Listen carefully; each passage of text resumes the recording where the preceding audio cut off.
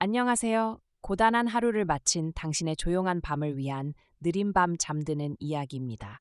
오늘 여러분과 함께 나눌 이야기는 한국 근대 문학을 대표하는 이효석 작가의 작품 속 한 구절입니다. 끝없는 어둠과 흔들림 속에서 마침내 닻을 내리고 낯선 대륙의 안개 낀 항구에 첫 발을 내디딘 한 사람의 벅찬 감격을 따라가 봅니다. 오늘 밤 이 이야기가 여러분의 지친 마음을 위로하는 고요한 항구가 되기를 바랍니다.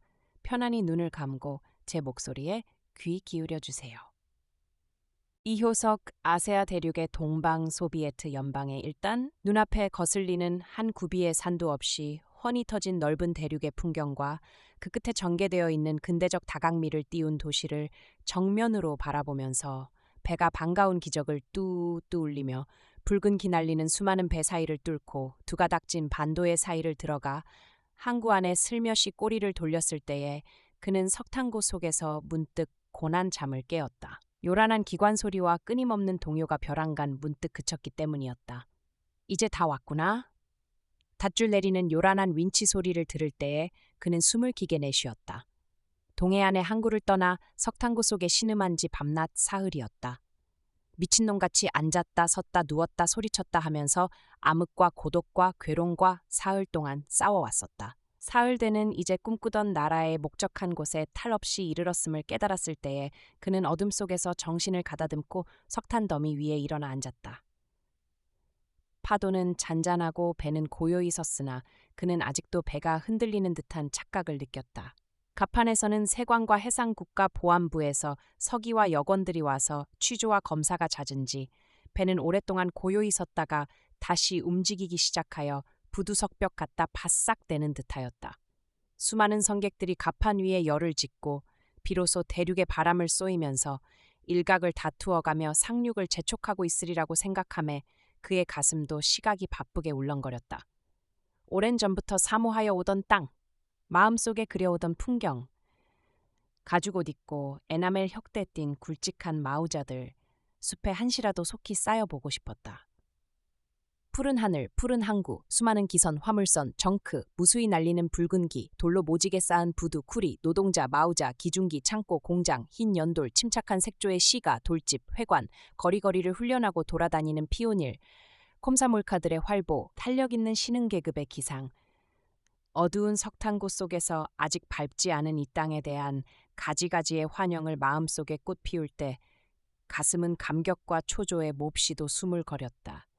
그러나 버젓하게 선표를 사가지고 선실에서 여행한 것이 아니니 남과 같이 제법 떳떳하게 상륙할 수는 없는 처지였다. 하는 수 없이 밤이 될 때까지 어둠이 항구를 쌀 때까지 석탄고 속에서 초조하게 속을 앓으면서 더 기다릴 수밖에는 없었다. 이윽고 밤이 되어서야 한 걸음 먼저 상륙하였던 살롱의 김군이 총총한 걸음으로 석탄고를 찾아와 주었다. 그의 하얗던 뽀이 복색은 어느덧 검은 루바시카로 변하여 있었다. 자, 이것으로 갈아입게 하면서 역시 검은 루바시카와 바지 한 벌을 그에게 주었다. 결국 목적한 곳에 다 왔단 말일세 그려. 이렇게 새삼스럽게 반문하여 보았으리만치 그의 마음은 끔찍이도 반가웠던 것이다. 박군도 부두에 와서 기다리니 얼른 갈아입고 나가게.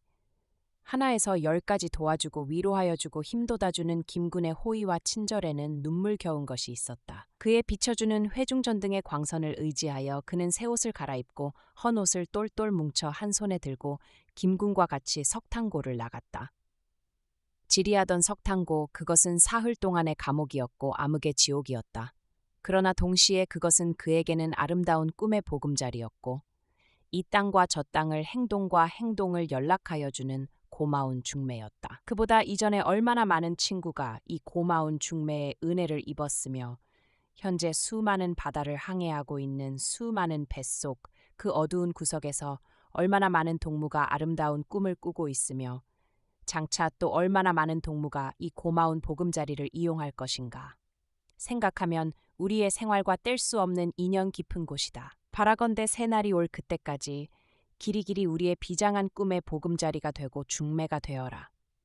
그는 마음속으로 이렇게 부르짖으면서 칠벗은 검붉은 석탄고의 문을 징긋이 닫고 그 위에 마지막 고별의 시선을 오랫동안 던졌다. 쇠줄 사다리를 타고 올라가 인기척 없는 갑판 위에 나서니 신선한 바람이 얼굴을 스쳤다. 그는 헌 옷 뭉치를 들고 난간에 의지하였다. 주머니 속에 들었던 단 한 권의 노서아어 회화책을 새 호주머니 속으로 옮겨넣고 헌 옷을 다시 똘똘 뭉쳐 들었다.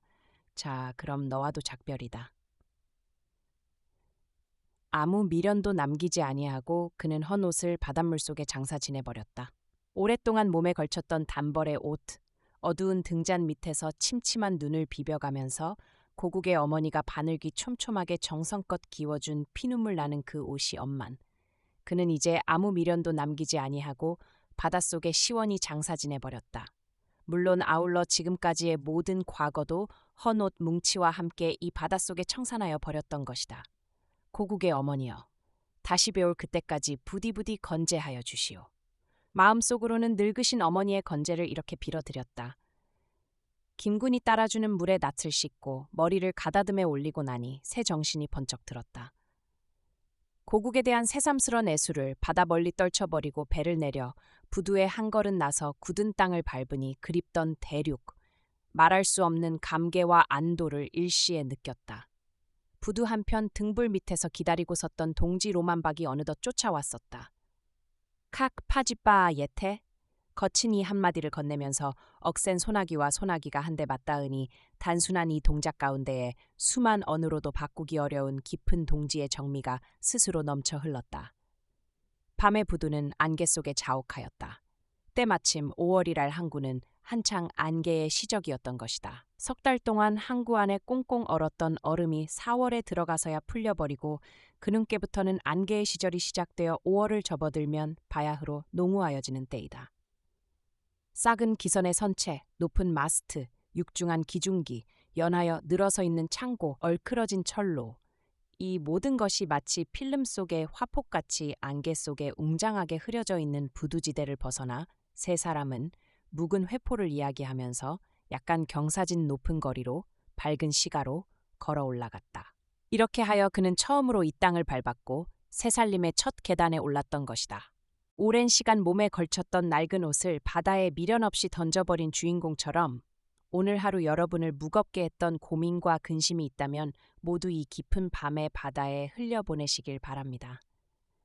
안개 낀 부두를 지나 새 삶의 첫 계단에 오른 그의 발걸음처럼 내일은 당신에게도 새롭고 희망찬 하루가 기다리고 있을 거예요. 느린 밤 잠드는 이야기는 여기서 인사드립니다. 당신의 밤이 언제나 평온하기를. 안녕히 주무세요.